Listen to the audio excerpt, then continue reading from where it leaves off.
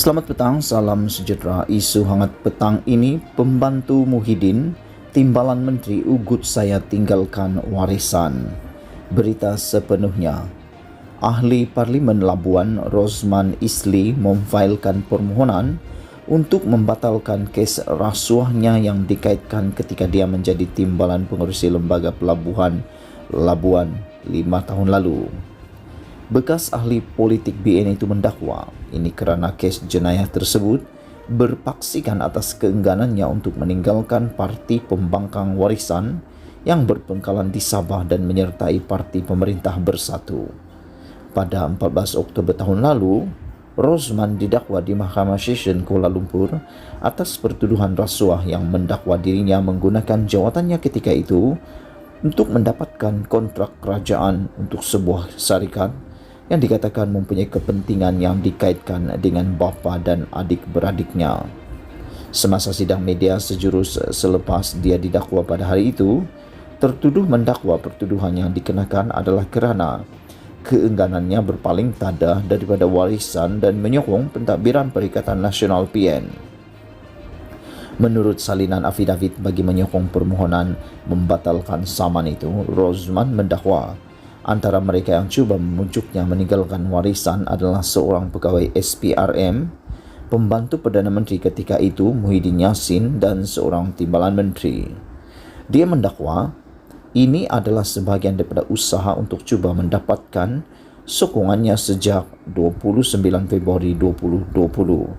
Susulan langkah Sheraton yang menyaksikan tumbangnya Kerajaan Pakatan Harapan kepada pentadbiran PN yang kemudiannya diterajui oleh Presiden Bersatu Muhyiddin Yassin.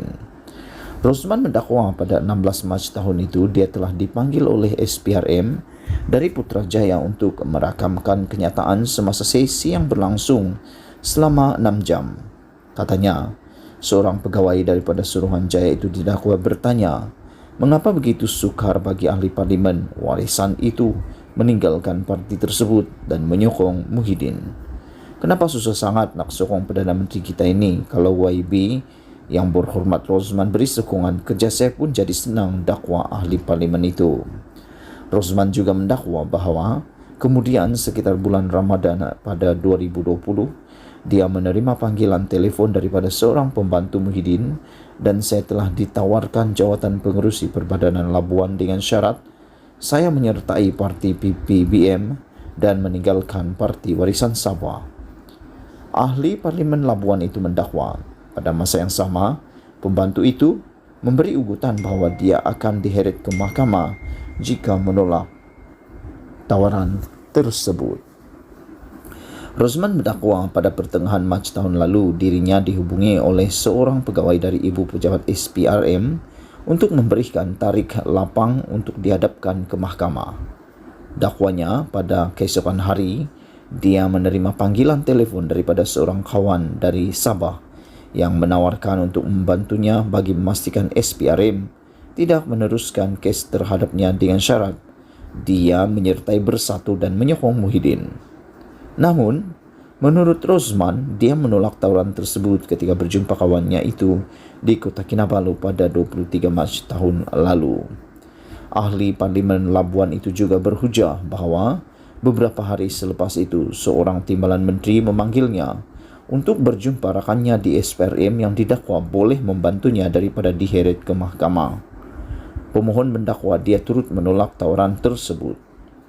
Tertuduh mendakwa beberapa hari selepas itu dia diberi notis mengejut untuk menghadiri pemeriksaan oleh SPRM pada 16 Julai tahun lalu dan ketika berada di ibu pejabat Suruhanjaya itu di Putrajaya.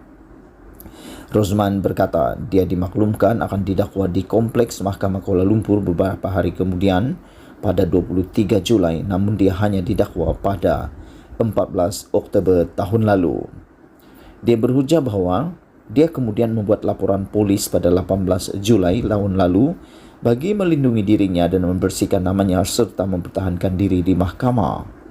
Saya dinasihati oleh peguam bela saya yang mana saya sesungguhnya percaya bahawa mahkamah yang mulia ini mempunyai kuasa untuk membatalkan dan atau mengelepihkan pertuduhan yang dikenakan terhadap saya, yang mana telah dilakukan dengan niat jahat, bersifat penindasan, dan terjumlah kepada satu penyalahgunaan proses mahkamah. Saya juga dinasihati oleh peguam cara saya, nasihat yang mana saya sesungguhnya percaya bahawa satu salah laksana keadilan akan berlaku jika pertuduhan terhadap saya tidak dibatalkan atau dan diketepikan serta-merta. Ia akan memberi kesan kepada rakyat dan pengundi-pengundi di Labuan bahawa seolah-olah saya berhadapan dengan kesalahan jenayah, kata Rosman dalam afidavit yang ditandatanganinya semalam. Adalah dilaporkan pembicaraan rasuah tertuduh telah ditetapkan selama 5 hari bermula 9 Mei.